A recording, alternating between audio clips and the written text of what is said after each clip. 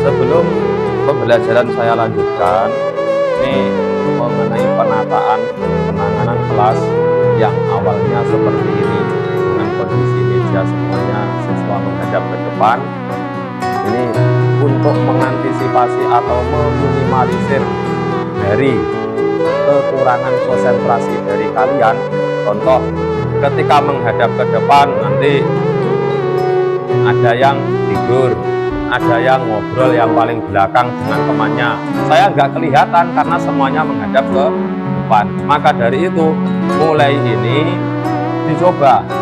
Nanti dibuat berkelompok, meja dibuat berhadapan. Jadi sesama siswa, sesama siswi nanti berhadapan. Supaya apa? Kita minim dalam berbicara sendiri kecuali dalam urusan pelajaran. Gambarannya seperti ini. Ketika semuanya menghadap ke depan, yang belakang bisa tidur, bisa ngobrol. Akhirnya yang memerhatikan ke pelajaran cuma ada yang ada di depan, yang belakang tidak. Ketika nanti kita berkelompok, itu nanti mengakibatkan semua akan konsentrasi dengan yang namanya pelajaran. Kenapa? Karena yang dihadapi itu adalah temannya sendiri. Mungkin malu, atau mungkin gak enak, dan lain sebagainya. Jadi dalam pembelajaran ini nanti dibuat berkelompok, kita pecahkan permasalahan dalam pembelajaran bersama-sama dalam istilah yang namanya cooperative learning.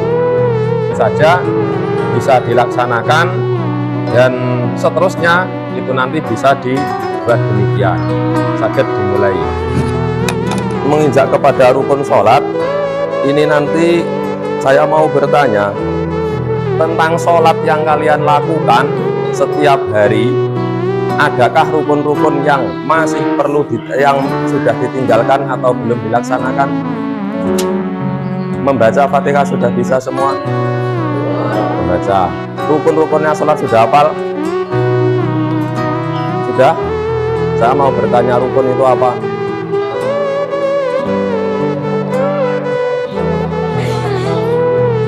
Sesuatu yang harus dikerjakan di dalam sholat, ya. Saya tanya, semisal rukuk itu rukun atau bukan?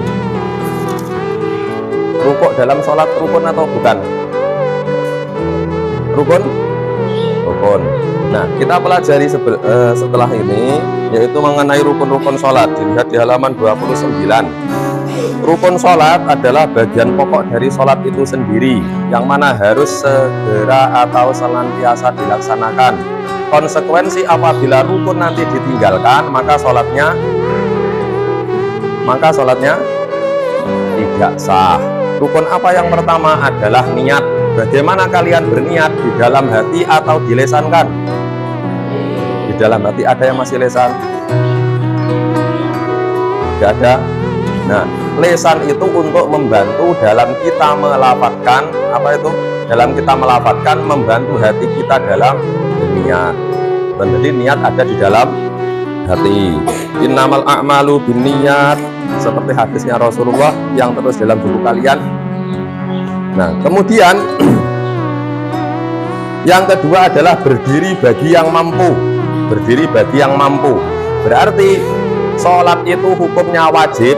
Sholat itu hukumnya adalah wajib, entah dalam keadaan bagaimanapun. Kalau memang dia mampu untuk berdiri harus berdiri. Kalau tidak mampu berdiri bagaimana?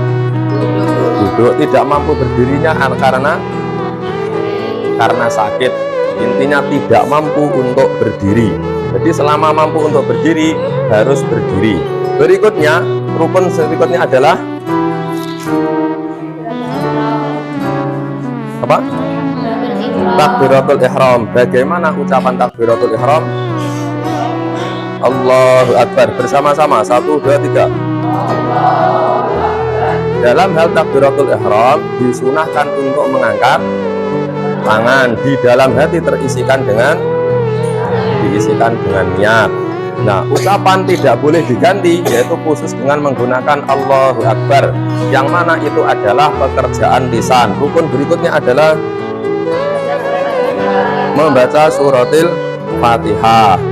Ada yang belum hafal suratil Fatihah? Hafal semua. Lanjut. Rukun berikutnya adalah rukun dengan tumakninah. Rukuk itu bagaimana?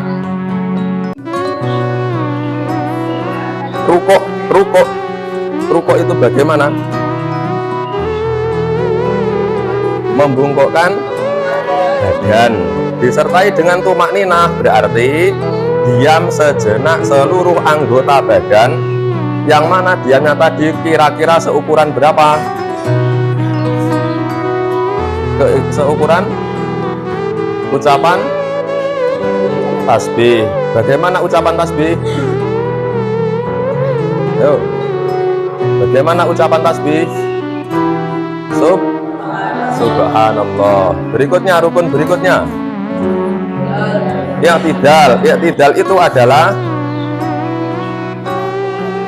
bangun dari rukuk. Ada tumakninahnya? Ada. Tumakninah tadi ukuran seberapa?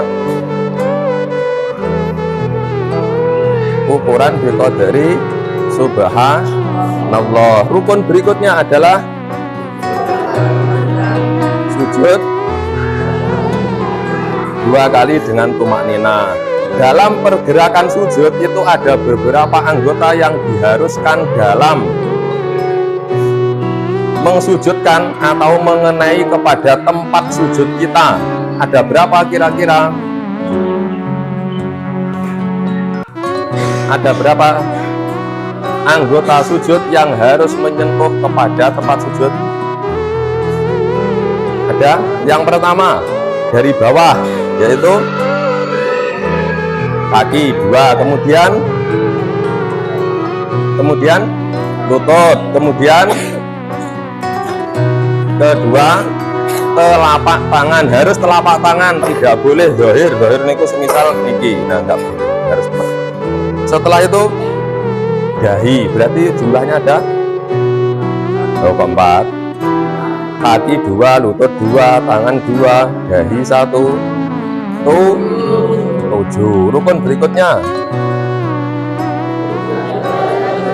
duduk di antara 2 sujud. Duduknya bagaimana? Namanya duduk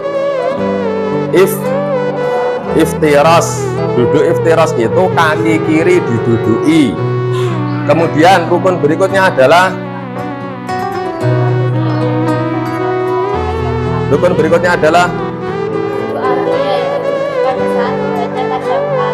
duduk akhir ketika membaca tasyahud akhir.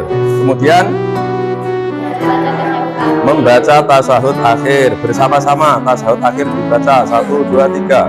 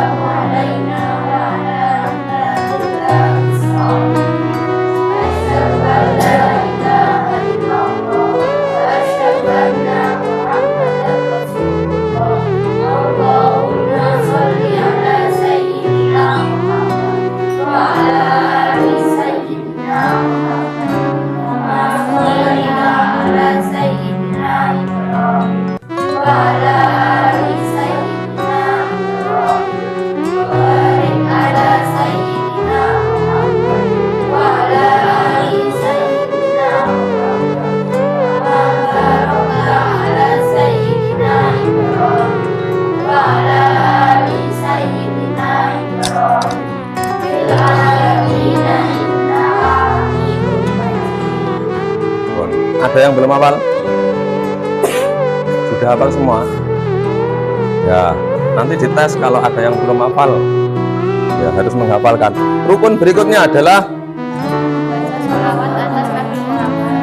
membaca sholawat. Membaca sholawat tadi sudah dibunyikan atau dibaca bersama-sama.